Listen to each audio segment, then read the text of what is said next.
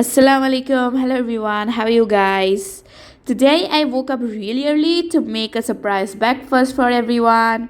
I'm going to make egg sandwiches for everyone. So for that, first things I kept my egg for boiling, and then I am toasting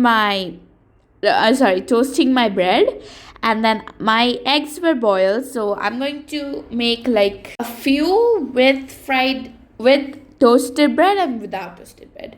First, I'm preparing my filling. So for that, I separated my egg yolk with the whites, and then I added mayonnaise to the yolk, and then I chopped up my whites, added it back in, added the onions and chilies, mixed all that up, and then I forgot to show, but I also added salt in there.